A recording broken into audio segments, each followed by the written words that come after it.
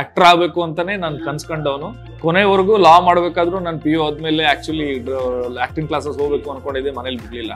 ತುಂಬಾ ಕತೆ ಇರುವಂತ ಸೀರಿಯಲ್, ಒಂದು ಲೈನ್ ನ ಏನೋ ಎಳ್ಕೊಂಡು ಹೋಗೋ ಸೀರಿಯಲ್ ಅಲ್ಲ, ತುಂಬಾ ಎಳೆಗಳಿದೆ, ಎಲ್ಲ ಬಿಚ್ಕೋತಿದೆ ಮೆಲ್ಲೆ ಮೆಲ್ಲೆ ಮೆಲ್ಲೆ ಮೆಲ್ಲೆ ಮೆಲ್ಲೆ. ಸೊ ಇದರಲ್ಲಿ ಒಂದು ಅಣ್ಣಯದಲ್ಲಿ ಪ್ಲಸ್ ಅಂದ್ರೆ ಎಲ್ಲೂ ಬೋರಿಂಗ್ ಅಂತೂ ಆಗಲ್ಲ, ಅದು ಗ್ಯಾರಂಟಿ. ನನ್ನ ವಿಷಯನ ತುಂಬಾ ಸೀರಿಯಸ್ ಆಗಿ ತಗೊಂಡಿದ್ದಾರೆ.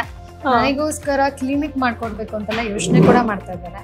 ಹಾಗೆ ಇವರಿಗೆ ಶುರುನಲ್ಲೇ ಇವರು ಜೀವನ ಕಾಪಾಡದಂತ ಡಾಕ್ಟರ್ ನಾನು. ಎಲ್ಲಾದ್ರ ಮಧ್ಯೆಯಲ್ಲಿ ನಾಳೆ ನಾಡಿದ್ರಲ್ಲಿ ಹೆಂಡತಿ ಒಂದು ಕ್ಲಿನಿಕ್ ಹಾಕಿ ಏನೋ ಮಾಡ್ಬಿಡೋಣ ಅನ್ನೋದಷ್ಟು ಈಸಿ ಅಲ್ಲ. ಒಬ್ಬ ರಿಯಲಿಸ್ಟಿಕ್ ಲೈಫ್ ಅನ್ನ ಹೆಂಗ್ ತಗೊಂಡೋಗ್ಬೇಕು ಹಂಗೆ ತಗೊಂಡೋಗ್ತೀವಿ. ಈಗ ಇವನು ಬೇರೆ ತರ ಹೀರೋ ಅಲ್ಲ ಇಲ್ಲಿ. ಸೊ BA LLB LLM ನೀವು ಮಾಡಿರೋದು, ಸೊ ಪ್ರಾಕ್ಟೀಸ್ ಕೂಡ ಮಾಡ್ತಾ ಇದ್ರಿ.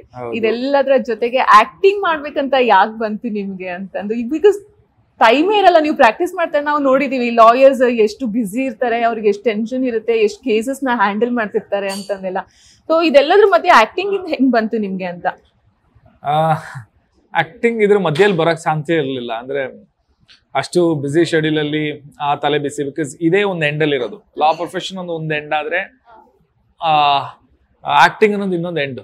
ಇದು ಒಂದು ಪ್ರಾಪರ್ ಆರ್ಟಿಸ್ಟಿಕ್ ಮೈಂಡ್ ಬೇಕು, ಇದಕ್ಕೆ ಒಂದು ಕ್ರಿಯೇಟಿವಿಟಿ ಬೇಕು, ಅದಕ್ಕೊಂದು ಮೈಂಡ್ ಸ್ಪೇಸ್ ಬೇಕು, ಪೀಸ್ ಬೇಕು. ಲಾ ಕೆಲಸ ಹಂಗಲ್ಲ, ಪ್ರೆಷರ್ ಕುಕ್ಕರ್ ಕೆಲಸ ಅದು. ಪ್ರೆಷರ್ ಕುಯ್ ಕುಯ್ ಕುಯ್ ಅಂತ ಇರ್ಬೇಕು, ಅಷ್ಟು ಪ್ರೆಷರ್ ಕುಕ್ಕರ್ ಕೆಲಸ ಅದು. ಯಾಕಂದ್ರೆ ಈ ಒಬ್ರು ಕ್ಲೈಂಟ್ ಬಂದು ಅವ್ರ ಪ್ರೆಷರ್ನ ನಮಗ್ ಕೊಟ್ಟು ಹೋಗೋದು, ನಾವು ದುಡ್ಡು ತಗೊಳ್ಳೋದು ಯಾವ್ದಕ್ಕೆ? ಲಾಯರ್ ನಿಮ್ಮ ಕ್ಲೈಂಟ್ ತಲೆ ಬಿಸಿನ ನಮ್ ತಲೆ ಬಿಸಿ ಮಾಡ್ಕೊಳ್ಳೋದು, ಊರವ್ರ ತಲೆ ಬಿಸಿ ಎಲ್ಲ ನಮ್ ತಲೆ ಬಿಸಿ ಮಾಡೋದು. ಆಫೀಸಲ್ಲಿ ಯಾರಾದ್ರೂ ಒಬ್ರು ಬಂದ್ರು ಅಂದ್ರೆ ಡಾಕ್ಟರ್ ಹತ್ರ ಓಡ್ ಹೋಗ್ತಾರೆ ಯಾವಾಗ ಹುಷಾರಿಲ್ಲ ಅಂದಾಗ. ಇಲ್ಲೂ ಅಷ್ಟೇ, ಕುತ್ತಿಗೆಗೆ ಏನೋ ಬಂದಾಗ್ಲೇ ಓಡ್ ಬರೋದು ಲಾಯರ್ ಹತ್ರ, ಅಯ್ಯೋ ನನ್ಗೆ ಸಮಸ್ಯೆ ಇದೆ ಅಂತ. ಆ ಸಮಸ್ಯೆನ ನಮಗ್ ಕಟ್ಟು ಹೋಗ್ತಾರೆ, ಅದಕ್ಕೆ ನಾವು ಫೀಸ್ ತಗೊಳ್ಳೋದಲ್ವಾ. ಸೊ ಈ ಸಮಸ್ಯೆಗಳದ್ದು ಭಾರದಲ್ಲಿ ಆಕ್ಟಿಂಗ್ ಅನ್ನೋಂಥದ್ದು ಈಸಿ ಆಗಿರ್ಲಿಲ್ಲ ನನಗೆ. ನನ್ನ ಲೈಫಲ್ಲಿ ಅದು ಒಂದು ಬಹಳ ಇಂಪಾರ್ಟೆಂಟ್ ಡಿಸಿಷನ್. ಅಂದ್ರೆ ಅಲ್ಲಿಂದ ಇಲ್ಲಿಗೆ ಬರೋದು ಅಷ್ಟೇ. ಬಟ್ ಈ ಡಿಸಿಷನ್ ನನಗೆ ಒಂದೇ ಓವರ್ ನೈಟ್ ಮಾಡಿರುವಂಥದ್ದಲ್ಲ. ನಾನು ಚಿಕ್ಕ ವಯಸ್ಸಲ್ಲಿ ಆಕ್ಟರ್ ಆಗ್ಬೇಕು ಅನ್ನೋ ಕನ್ಸ್ಕೊಂಡಿರೋದು. ಚಿಕ್ಕ ವಯಸ್ಸಿಂದ ನಾನು ಆಕ್ಟರ್ ಆಗ್ಬೇಕು ಅಂತಾನೆ ನಾನು ಕನ್ಸ್ಕೊಂಡವನು. ಕೊನೆವರೆಗೂ ಲಾ ಮಾಡ್ಬೇಕಾದ್ರೂ ನಾನು PU ಆದ್ಮೇಲೆ ಆಕ್ಚುಲಿ ಆಕ್ಟಿಂಗ್ ಕ್ಲಾಸಸ್ ಹೋಗ್ಬೇಕು ಅನ್ಕೊಂಡಿದ್ದೆ, ಮನೇಲಿ ಬಿಡ್ಲಿಲ್ಲ. ಅಪ್ಪ ಸುಮ್ಮನೆ ಓದು, ಲಾ ಆಯ್ತು, ಮತ್ತೆ ಮಾಸ್ಟರ್ಸ್ ಮಾಡು ಬೇಕೆ, ಅದು ಸರಿ ಮಾಸ್ಟರ್ಸ್ ಮಾಡಿದೆ. ಅಪ್ಪ ಅನ್ಕೊಂಡ್ರೆ ಇದೆಲ್ಲ ಆದ್ಮೇಲೆ ಇವನು ವಾಪಸ್ ಹೋಗ್ತಾನೆ ಅಂತ. ಬಟ್ ನನ್ನ ಪ್ಯಾಷನ್ ಬಿಡ್ಲಿಲ್ಲ ಯಾವತ್ತು. ನನ್ನ ಮನೇಲಿ ಹೇಳಿದೆ, ಇಲ್ಲ ನಾನು ಇದನ್ನ ಮಾಡ್ಬೇಕು ಅಂತ ಇದೆ, ನಾನು ಮಾಡ್ತೀನಿ, ಟ್ರೈ ಮಾಡ್ತೀನಿ. Success and failure secondary. Life ಅಲ್ಲಿ ಯಾರು ಬೇಕಾದ್ರೆ ಸಕ್ಸಸ್ ಆಗ್ಬೋದು, ಯಾರು ಬೇಕಾದ್ರೆ ಫೇಲ್ ಆಗ್ಬಾರ್ದು. ಯಾರ ಹಣೆ ಬರ ಯಾರು ಕಂಡವ್ರಲ್ಲ. ಇವತ್ತು ಏನೂ ಇಲ್ದಿರೋನು 60ನೇ ವಯಸ್ಸಲ್ಲಿ ಸಕ್ಸಸ್ ಆಗ್ಬೋದು, 15ನೇ ವಯಸ್ಸಲ್ಲಿ ಸಕ್ಸಸ್ ಇಲ್ದವ್ರಿಗೆ 30ನೇ ವಯಸ್ಸಲ್ಲಿ ಆ ಸಕ್ಸಸ್ ಉಳಿಸ್ಕೊಳ್ಳದೆ ಇರ್ಬೋದು. So life very very uncertain. So ಈ ಲೈಫಲ್ಲಿ ನಮಗೆ ಇಷ್ಟ ಇರೋದನ್ನ ನಾವು ಪ್ರಯತ್ನ ಪಡೋದು. ಆ ಇಷ್ಟ ಇರೋ ಲೈಫ್ ಅದ್ರಲ್ಲಿ ಏನ್ ಬರುತ್ತೋ ಇಲ್ವೋ ಸೆಕೆಂಡ್ರಿ. ಅದನ್ನ ಖುಷಿಯಾಗಿ ಮಾಡೋದು ಲೈಫ್ ಇರೋದು. ಸೊ ಆ ರೀಸನ್ಗೋಸ್ಕರ ಬಹಳ ಖುಷಿಯಿಂದ ನಾನು ತಗೊಂಡಿದ್ದೀನಿ, ಅದೇ ಖುಷಿಲಿ ನಾನು ಮಾಡ್ತಾ ಇದ್ದೀನಿ. ಯಾವ್ ಟಫ್ ಅನ್ಸುತ್ತೆ ನಿಮಗೆ ಪ್ರಾಕ್ಟೀಸ್ ಮಾಡ್ತಾ ಇದ್ದಾಗ? ಎಲ್ಲಾ ತಲೆಬಿಸಿ ನಿಮ್ ತಲೆಯಲ್ಲಿ ತಗೊಂಡು ಅವ್ರಿಗೆ ಫೋನ್ ಮಾಡಿ ವಿಟ್ನೆಸ್ ಹುಡುಕು ಅಂದ್ರೆ ಲಾ ಪ್ಯಾಷನ್ ಇಲ್ಲದೆ ಮಾಡಿಲ್ಲ. ಲಾ ಫೀಲ್ಡ್ ಅಲ್ಲೂ ನನಗೂ ಅಂತ ಅದರದ್ದೊಂದು ಧರ್ಮ ಇದೆ. ನನ್ನ ಹತ್ರ ಒಬ್ರು ಕ್ಲೈಂಟ್ ಬಂದಿದ್ದಾರೆ ಅಂದ್ರೆ ಅವ್ರ ಸೈಡಿಗೆ ಒಂದು ಧರ್ಮ ಇದೆ. ನಾನು ಇಸ್ಕೊಳ್ಳೋ ದುಡ್ಡಿಗೆ ಅವ್ರಿಗೆ ಟೈಮ್ ಕೊಡ್ಬೇಕು. ನಾನು ಇಲ್ಲೇನೋ ಮಾಡ್ತಾ ಆಕ್ಟಿಂಗ್ ಮಾಡ್ತಾ ಅದು ಮಾಡ್ತಾ ಇವ್ರನ್ನ ತಳ್ಳಕ್ಕಾಗಲ್ಲ. ನನ್ನ ನಂಬಿ ಬಂದಿರ್ತಾರೆ. ಒಬ್ಬ ಡಾಕ್ಟರ್ನ ಹೇಗೆ ನಂಬಿ ಬಂದಿರ್ತಾರೆ, ಒಬ್ಬ ಕ್ಲೈಂಟ್ ಹೋಗಿ ಲಾಯರ್ನ ನಂಬಿ ಬಂದಿರ್ತಾರೆ. ಆ ಬೆಲೆನ ನಾವು ಉಳಿಸ್ಕೋಬೇಕು. ಸೊ ಆ ರೀಸನ್ಗೋಸ್ಕರ ನನಗೆ ಆಗಲ್ಲ ಅಂದ್ರೆ ನಾನು ತೊಗೊಳ್ಳೋದೇ ಇಲ್ಲ, ನನಗಾಗಲ್ಲ. ತುಂಬಾ ಒಳ್ಳೆ ನನ್ನ ಫ್ರೆಂಡ್ಸ್ ಲಾಯರ್ಸ್ಗೆ ಯಾರಿಗಾದ್ರೂ ಕನೆಕ್ಟ್ ಮಾಡ್ತೀನಿ, ನೋಡಿ ಅವರು ತುಂಬಾ ಚೆನ್ನಾಗಿದ್ದಾರೆ, ರೆಗ್ಯುಲರ್ ಫಾಲೋಅಪ್ ಮಾಡ್ತಾರೆ, ಹೋಗಿ ಅಂತಾರೆ. ನಾನು ಆ ತರ ತಲೆ ಬಿಸಿ ತಗೊಳ.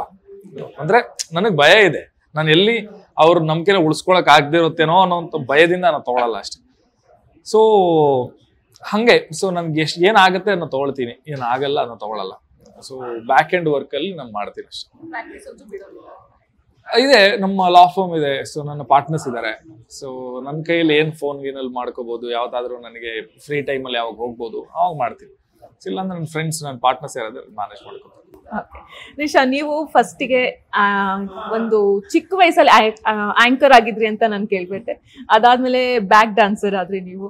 ಅದಾದ್ಮೇಲೆ ಸೀರಿಯಲ್ ಅಲ್ಲಿ ನಾಯಕಿಯ ತಂಗಿಯಾಗಿ ರೋಲ್ ಪ್ಲೇ ಮಾಡಿದ್ರಿ ಒಂದ್ ಸೀರಿಯಲ್ ಅಲ್ಲಿ. ಅದಾದ್ಮೇಲೆ ನಾಯಕಿ ಆದ್ರಿ. ಸೊ ಇಷ್ಟು ಒಂದು ಸ್ಟೆಪ್ ವೈಸ್ ನಿಮ್ದು ಒಂದು ಕರಿಯರ್ ಗ್ರಾಫ್ ನೋಡ್ತಾ ಹೋದ್ರೆ ಸ್ಟೆಪ್ ವೈಸ್ ಇದೆ. ಸೊ ಹೇಗ್ ಅನ್ಸುತ್ತೆ ಇವಾಗ ಈ ಸಿಚುವೇಶನ್ ಅಲ್ಲಿ ಇಲ್ಲಿ ಕುತ್ಕೊಂಡು ಹಿಂದ್ಗಡೆದೆಲ್ಲ ನೆನ್ಸ್ಕೊಂಡ್ರೆ? ಚೆನ್ನಾಗ್ ಅನ್ಸತ್ತೆ. ಬಟ್ ಅದೇ ನಾನು ಸುಮಾರು ಕಡೆ ಹೇಳ್ದಂಗೆ ನಾನು ತುಂಬಾ ಏನ್ ಕಷ್ಟ ಬಿದ್ದೆಲ್ಲ ಬಂದಿಲ್ಲ ನಾನು. ನನಗೆ ಎಲ್ಲ ಸ್ಟೇಜಸ್ಸು ಚೆನ್ನಾಗಿತ್ತು. ನಾನು ಆ್ಯಂಕರಿಂಗ್ ಮಾಡುವಾಗ ಚೆನ್ನಾಗಿತ್ತು. ಡಾನ್ಸ್ ನನಗೆ ತುಂಬ ಇಷ್ಟ ಆಗಿರೋ ನಾನು ತುಂಬ ಇಷ್ಟಪಟ್ಟು ಮಾಡೋ ಡಾನ್ಸ್ ಕೂಡ ನಾನು ಇಷ್ಟಪಟ್ಟು ಮಾಡ್ತಿದ್ದಿದ್ದು. ಸೊ ಇದಕ್ಕೆ ಬರಬೇಕು ಅಂತ ಪ್ಲ್ಯಾನ್ ಇರಲಿಲ್ಲ, ಬಟ್ ಸಮಯ ಹೇಳ್ಕೊಂಡು ಬಂತು, ಮಾಡ್ತಾ ಇದ್ದೀನಿ. ಅದೇ ಕಷ್ಟ ಅಂತ ತುಂಬ ಏನು ಕಷ್ಟ ಏನು ಪಟ್ಟಿಲ್ಲ. ಚೆನ್ನಾಗಿದೆ. My whole journey is very short and sweet. ಚೆನ್ನಾಗಿದೆ. ಓಕೆ, ಇದಕ್ಕಿಬ್ರು ಆನ್ಸರ್ ಮಾಡ್ಬೋದು ನೀವು. ಇವಾಗ 250 ಎಪಿಸೋಡ್ಸ್ ಆಗಿರ್ಬೋದಾ ಅಣ್ಣಯ್ಯದು? ಆಗಿದೆ ಅಲ್ವಾ? ಸೊ 250 ಎಪಿಸೋಡ್ ಸಕ್ಸಸ್ಫುಲ್ ಅದು ಕಂಪ್ಲೀಟ್ ಮಾಡಿದೆ. ತುಂಬಾ ಜನರು ಇಷ್ಟಪಡ್ತಾ ಇದ್ದಾರೆ. ಮುಂದಿನ ದಿನಗಳಲ್ಲಿ ಕಥೆಯಲ್ಲಿ ಏನ್ ತಿರುವು ಬರ್ಬೋದು, ಜನಗಳಿಗೆ ಏನೇನ್ ಇಂಟ್ರೆಸ್ಟಿಂಗ್ ಅಂತ ಅನಿಸ್ಬೋದು, ಅಣ್ಣಯ್ಯನ ಬೇರೆ ತರ ಯಾವ ತರ ನೋಡ್ಬೋದು ಜನರು, ಹಾಗೆ ಪಾರು ಯಾವ ತರ ಕಾಣಿಸ್ಕೊಳ್ತಾರೆ, ಅವರ ಏನೇನೋ ಒಂದು ಸೀಕ್ರೆಟ್, ನಿಮ್ ಸೀಕ್ರೆಟ್ ನ ಅವರೆಲ್ಲ ಹೊರಗೆ ತರಬೇಕು ಅಂತ ಇದ್ದಾರೆ, ಅದೆಲ್ಲ ಪ್ಲಾನ್ ಯಾವ ತರ ವರ್ಕೌಟ್ ಆಗುತ್ತೆ, ಜನರು ಏನ್ ಎಕ್ಸ್ಪೆಕ್ಟ್ ಮಾಡ್ಬೋದು ಅಣ್ಣಯ್ಯ ಸೀರಿಯಲ್ ಮುಂದಿನ ದಿನಗಳಲ್ಲಿ? ಅಣ್ಣಯ್ಯ ಒಂದೇನಂದ್ರೆ ತುಂಬಾ ಕತೆ ಇರುವಂತ ಸೀರಿಯಲ್, ಒಂದು ಲೈನ್ ನ ಏನೋ ಎಳ್ಕೊಂಡು ಹೋಗೋ ಸೀರಿಯಲ್ ಅಲ್ಲ. ತುಂಬಾ ಎಳೆಗಳಿದೆ, ಎಲ್ಲ ಬಿಚ್ಕೋತಿದೆ ಮೆಲ್ಲೆ ಮೆಲ್ಲೆ ಮೆಲ್ಲೆ ಮೆಲ್ಲೆ ಮೆಲ್ಲೆ. ಸೊ ಇದರಲ್ಲಿ ಒಂದು ಅಣ್ಣಯ್ಯದಲ್ಲಿ ಪ್ಲಸ್ ಅಂದ್ರೆ ಎಲ್ಲೂ ಬೋರಿಂಗ್ ಅಂತೂ ಆಗಲ್ಲ, ಅದು ಗ್ಯಾರಂಟಿ. ನಮ್ಗೆ ಎಲ್ಲೂ ನಾವು ಎಳೆಯಲ್ಲ, ಸೀರಿಯಲ್ ಮುಗಿಯೋವರೆಗೂ ಸೀರಿಯಲ್ನ ಎಳೆಯಲ್ಲ ಅನ್ನೋಂಥ ಕಾನ್ಫಿಡೆನ್ಸ್ ಇದೆ. ಯಾಕಂದ್ರೆ ನಮಗೆ ಆ ಕತೆಗಳು ಎಳೆ ಅಷ್ಟಿದೆ. ನೀವೇ ಹೇಳಿದಾಗೆ ಅಮ್ಮ ಬರೋದೊಂದಿದೆ, ನಮ್ಮ ಪಾಸ್ಟ್ ಒಂದಿದೆ, ಯಾಕೆ ಅಮ್ಮ ಹೋದ್ರು ಅದು ಇದು ಅನ್ನೋಂಥ ಕತೆ, ನಾವು ಯಾಕೆ ಹೇಗಿದ್ದೀವಿ, ನಮ್ಮ ಪಾಸ್ಟ್ ಯಾಕೆ ಇಷ್ಟು ಬ್ಯಾಡು, ನಾವು ಅಷ್ಟು ಚೆನ್ನಾಗಿದ್ದವರು ಯಾಕೆ ಇವತ್ತು ಹಿಂಗಿದ್ದೀವಿ, ಅಮ್ಮ ಏನಕ್ಕೆ ಅಲ್ಲಿಗೆ ಹೋದ್ರು ಜೈಲ್ಗೆ, ಅಮ್ಮ ಯಾವಾಗ ಬರ್ತಾಳೆ ಅನ್ನೋದು ಒಂದು ಸೈಡ್ ಆದ್ರೆ, ಇನ್ನೊಂದು ಕಡೆ ನಂದೊಂದು ಪಾಸ್ಟ್ ಯಾಕೆ ಹಿಂಗೆ ತೋರಿಸಿದ್ರು, ನಾನೇನು ಮಾಡ್ತಿದ್ದೆ, ಇವಾಗ ಯಾಕೆ ಹಿಂಗಿದ್ದೀನಿ, ಮುಂಚೆ ಯಾಕೆ ಹಂಗಿದ್ದೆ, ಅದ್ರದ್ದು. ಈ ದೇವಿ ಗೀವಿ ಬರುವಂಥದ್ದು ಅಂದರೆ ದೇವಿ ಯಾಕೆ ಹೇಗೆ ಬರೋಕ್ಕೆ ಸಾಧ್ಯ ಆಯಿತು, ಆ ದೇವಿ ಏನಲ್ಲೋ ಹೇಳಕ್ಕೆ ಟ್ರೈ ಮಾಡ್ತಾಳೆ, ಅದೇನು ಅನ್ನೋಂಥ ಒಂದಷ್ಟು ರಹಸ್ಯಗಳು. ಇವರು ಯಾವಾಗ ಅಮ್ಮನ ಕರ್ಕೊ ಬರ್ತಾರೆ, ಅಲ್ಲ ಅಮ್ಮ ಅಪ್ಪ ಎಲ್ಲ ಒಂದಾಗ್ತಾರ, ಇವ್ರ ಸಂಸಾರ ಒಂದಾಗುತ್ತೆ. ಇದು ಬರೀ ನಮ್ಮನೆ ಟ್ರ್ಯಾಕ್ ನಾನು ನಿಮಗೆ ಇಷ್ಟು ಹೇಳಿದ್ದು ಎಳೆಗಳು. ಇದೇ ಟ್ರ್ಯಾಕಲ್ಲಿ ರಾಣಿ ಮದುವೆ ಆಗೋದಿದೆ, ಇಲ್ಲಿಂದ ರಾಣಿ ಮದುವೆ ಅಲ್ಲೇನಾಗುತ್ತೆ ಅದು ಇದು ಅನ್ನೋದು ಅಲ್ಲಿಂದ ಅದು ಸೆಪರೇಟ್ ಕತೆ. ರತ್ನನ್ ಮದುವೆ ಆಗ್ಬೇಕು, ರತ್ನನ್ ಮದುವೆ ಆದ್ಮೇಲೆ ಅದೊಂದು ಬೇರೆ ಕತೆ ಸ್ಟಾರ್ಟ್ ಆಗುತ್ತೆ.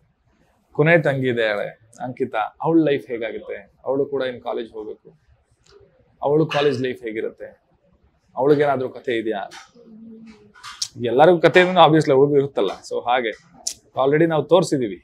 ಅವಳು ನನ್ನ ಕೊನೆ ತಂಗಿ, ಅವಳು ಅನಾಥೆ, ಅವಳನ್ನ ಕರ್ಕೊ ಬಂದಿರ್ತೀವಿ ನಾವು. 3 ಜನ ಮಾತ್ರ ತಂಗಿ, ನಾನು ಚಿಕ್ಕ ವಯಸ್ಸಲ್ಲಿ ಈ ಮಗುನ್ ಕರ್ಕೊಬಂದು ಬೆಳೆಸಿರುವಂಥದ್ದು. ಸೊ ಅವಳದೇನ್ ಕತೆ, ಕಾಲೇಜಿಗೆ ಹೋಗ್ತಾಳ, ಅವಳು ಹೇಗಾಗುತ್ತೆ ಅದು ಇದು ಅನ್ನೋ ಕತೆ. ಸೊ ಈಗ ಬರೀ ನಮ್ಮನೆ ಟ್ರ್ಯಾಕಲ್ಲೇ ನಿಮಗೆ ಇಷ್ಟು ಕತೆ ಓಪನ್ ಮಾಡಿದ್ದೀನಿ ನಾನು. ಸೊ ಬೇರೆ ಟ್ರ್ಯಾಕ್ ನಾನು ಹೋದ್ರೆ ಈಗ ಇನ್ನೊಂದು 5 ನಿಮಿಷ ಬೇಕು ಮಾತಾಡ. ಎಲ್ಲ ಒಂದೊಂದೆಡೆ ಇಟ್ಕೊಂಡು. ಸೊ ಇದನ್ನ ತುಂಬಾ ಫಾಸ್ಟ್ ಆಗಿ ಹೋಗ್ತಾ ಇದೆ. ಜನರು ಖಂಡಿತವಾಗ್ಲೂ ತುಂಬಾ ಇಂಟ್ರೆಸ್ಟಿಂಗ್ ಸ್ಟೋರಿನಂತೂ ಮುಂದಕ್ಕೆ ಎಕ್ಸ್ಪೆಕ್ಟ್ ಮಾಡೇ ಮಾಡಿ. ಅದು ಮೇನ್ ಆಗಿ ಹೇಳ್ಬೇಕು, ಬಿಕಾಸ್ ನಾನು ಫಾಲೋ ಮಾಡ್ತೀನಿ ಅಲ್ವಾ. ಬೇರೆ ಸೀರಿಯಲ್ ನೋಡಿದ್ರೆ ಲ್ಯಾಗ್ ಮಾಡ್ತಾ ಇರ್ತಾರೆ, ಯಾವ್ದೇ ಒಂದು ತಗೊಂಡು ಅದ್ ಮನೆದು ಹಿಂಗ್ ತಿರ್ಗೋದಾಗಿರ್ಬೋದು, ಆ ಸ್ಟೋರಿ ಕಂಪ್ಲೀಟ್ ಮಾಡೋದಾಗಿರ್ಬೋದು, ಲ್ಯಾಗ್. ಬಟ್ ಇದ್ರೆಲ್ಲ ತರ ಲ್ಯಾಗ್ ಮಾಡೋದು ಕಾಣಿಸ್ತಾ ಇಲ್ಲ, ಎಲ್ಲ ಕ್ರಿಸ್ಪ್ ಆಗಿ ನಡೀತಾ ಇದೆ. ಮತ್ತೆ ನಮ್ಮ ರೈಟರ್ಸ್ ಇಲ್ಲಿ, ನಮ್ಮ ಪ್ರೊಡ್ಯೂಸರ್ಸ್, ನಮ್ಮ ಚಾನಲ್ ಹೆಡ್ಸ್ ಇಲ್ಲಿ, ನಮ್ಮ IP, ನಮ್ಮ ಕ್ಲಸ್ಟರ್ ಹೆಡ್ಸ್ ಅಲ್ಲಿ, ಅವರೆಲ್ಲ ರೆಗ್ಯುಲರ್ ಅವರೇ ಸ್ಟೋರಿ ಡಿಸೈಡ್ ಮಾಡುವಂಥದ್ದು, ನಮ್ಮ ಡೈರೆಕ್ಟ್ರು ಎಲ್ಲ ಸೇರ್ಕೊಂಡು. ಸೊ ಇವ್ರ ಮೀಟಿಂಗ್ ಅಲ್ಲಿ ಏನ್ ಮಾಡ್ತಾರೆ, ಡೆಫಿನೆಟ್ಲಿ ಈ ಸ್ಟೋರಿನಲ್ಲಿ ಲ್ಯಾಗ್ ಮಾಡಕ್ ಬಿಡಲ್ಲ. ಏನ್ ಬೇಕು ಏನ್ ಬೇಡ ಅನ್ನೋದು ಈಗ ನಾವು ನೋಡಿದ್ಮೇಲೆ ನಾವು 100 ಸಲ ಮಾತಾಡ್ತೀವಿ, ಹೌದಾ ಅದು ಹಿಂಗೆ ಹಂಗ ಅಂತ. ಅವರು ಇದು ಶೂಟ್ ಆಗೋಕ್ಕಿಂತ ಮುಂಚೆ 1000 ಸಲ ಮಾತಾಡ್ತಾರೆ. ಅಂದ್ರೆ ನಮ್ಮ ತೆರೆ ಹಿಂದಿನ ಅವ್ರ ಎಫರ್ಟ್ಸ್ ಅಷ್ಟಿದೆ. ಇವತ್ತು ಸ್ಕ್ರೀನಲ್ಲಿ ಏನೇ ಕಾಣ್ಬೋದು, ಬಟ್ ಸ್ಕ್ರೀನಲ್ಲಿ ಕಾಣಬೇಕು ಅಂದ್ರೆ ಅದ್ರಲ್ಲಿ ಸತ್ವ ಬೇಕಲ್ಲ, ಬರ್ದಿರೋ ಸತ್ವ, ಆ ಕಂಟೆಂಟು, ಆ ಲೈನ್ಸು, ಆ ಸ್ಕ್ರಿಪ್ಟು, ಆ ಸೀನ್ಗಳು, ಆ ಎಮೋಷನ್ಗಳು, ಅವೆಲ್ಲ ಪೇಪರ್ಗೆ ಬರಬೇಕಲ್ಲ. ಪೇಪರ್ಗೆ ಬರೋದಕ್ಕೆ ಹಲವಷ್ಟು ಜನರ ಒಂದು ಎಫರ್ಟ್ಸ್ ಇದೆ. ಡೈರೆಕ್ಟರ್, ನಮ್ಮ ಪ್ರೊಡ್ಯೂಸರು, ನಮ್ಮ ಚಾನಲ್ ಜಿ ಕನ್ನಡ ಚಾನಲ್ನ ಹಲವಷ್ಟು ಜನ, ನಮ್ಮ ಚೇತನ್ ಸರ್, ಸ್ಕಂದ ಸರ್ ಇರಲಿ, ಈಗ ಜಯಂತ್ ಸರ್ ಇರಲಿ, ಹಲವಷ್ಟು ಜನ ಇದ್ದಾರೆ. ಅಂದ್ರೆ ಈಗ ನಾನು ಹೆಸರು ಹೇಳ್ತಾ ಹೋದ್ರೆ ಈಗ ತುಂಬಾ ಇದಾಗ್ಬಿಡುತ್ತೆ, ಲಿಸ್ಟ್ ತುಂಬಾ ದೊಡ್ಡದಾಗುತ್ತೆ. ಬಟ್ ತೆರೆ ಹಿಂದೆ ಅಣ್ಣಯ್ಯನ ಇಡೀ ತಂಡ ಏನ್ ಕೆಲಸ ಮಾಡ್ತಾ ಇದೆ, ಎಲ್ಲರ ಒಂದು ಟೋಟಲ್ ಎಫರ್ಟ್ಸ್ ಅಂತ ಹೇಳ್ಬೋದು. ಅದು ಇವತ್ತಿನ ಅಣ್ಣಯ್ಯನ ಸಕ್ಸಸ್ಗೆ ಕಾರಣ ಅಷ್ಟೇ. ಓಕೆ, ಸೊ ಪಾರು ಆಬ್ವಿಯಸ್ಲಿ ಡಾಕ್ಟರ್.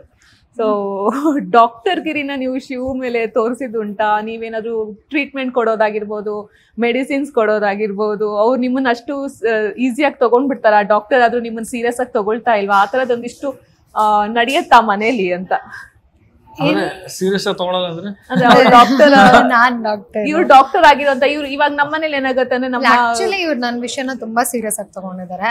ನನಗೋಸ್ಕರ ಕ್ಲಿನಿಕ್ ಮಾಡ್ಕೊಡ್ಬೇಕು ಅಂತೆಲ್ಲ ಯೋಚನೆ ಕೂಡ ಮಾಡ್ತಾ ಇದ್ದಾರೆ.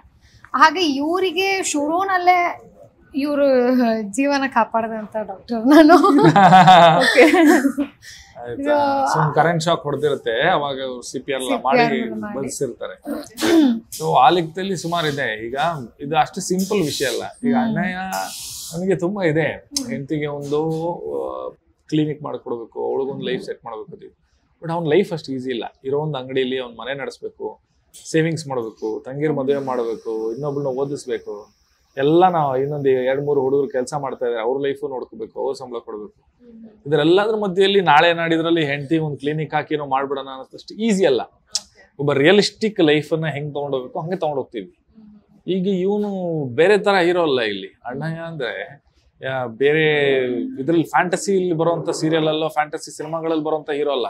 ನಾಳೆ ಬೆಳಿಗ್ಗೆ ನಾನು ಮನ್ಸು ಮಾಡ್ತೀನಿ ಅಂದ್ರೆ ಏನ್ ಮಾಡ್ಬಿಡ್ತೀನಿ ಗುರು, ಅಲ್ಲೊಂದು ಬಿಲ್ಡಿಂಗ್ ಅದ್ ನಾನ್ ತಗೊಂಡ್ಬಿಡ್ತೀನಿ, ಕಾರ್ ನಾನು ತಗೊಂಡ್ಬಿಡ್ತೀನಿ ಅನ್ನೋ ಹೀರೋ ಅಲ್ಲ. ತುಂಬಾ ಪ್ರಾಕ್ಟಿಕಲ್ ಹೀರೋ. ಕಷ್ಟ ಇದೆ. ಈಗ ಅಣ್ಣಯ್ಯ ಶಿವಣ್ಣನ ಜಾಗದಲ್ಲಿ ಒಬ್ಬ ಹಳ್ಳಿ ಹುಡುಗನ್ನ ಯೋಚನೆ ಮಾಡಿದ್ರೆ ಅವನಿಗೆ ಲೈಫ್ ಅಷ್ಟು ಈಸಿ ಇಲ್ಲ. ಅವನು ಎಷ್ಟೇ ನಗುಮುಖದಿಂದ ಇದ್ರೂ ಕೂಡ ಅವನ ಜೀವನ ಕಷ್ಟ ಇದೆ.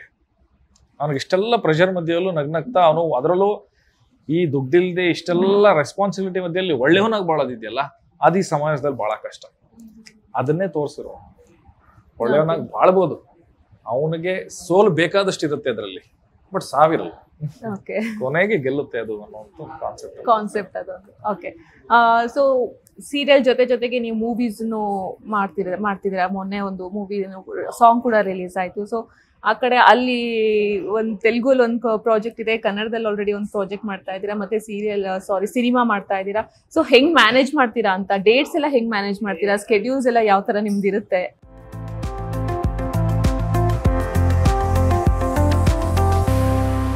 ಇದಾಗಿತ್ತು ನಮ್ಮ ಶಿವು ಮತ್ತೆ ಪಾರು ಮಾತು. ಈ ವಿಡಿಯೋ ನಿಮ್ಗೆ ಹೋಪ್ಲಿ ಇಷ್ಟವಾಗಿದೆ ಅಂತ ಭಾವಿಸ್ತೀನಿ. ಇಷ್ಟವಾಗಿದ್ರೆ ಲೈಕ್ ಮಾಡಿ, ಕಮೆಂಟ್ ಮಾಡಿ, ಮತ್ತೆ ಶೇರ್ ಮಾಡಿ. ಹಾಗೆ ನಮ್ಮ ವಿಶ್ವವಾಣಿ ಸ್ಪೆಷಲ್ ಯೂಟ್ಯೂಬ್ ಚಾನೆಲ್ನ ಸಬ್ಸ್ಕ್ರೈಬ್ ಮಾಡಿ. Thank you.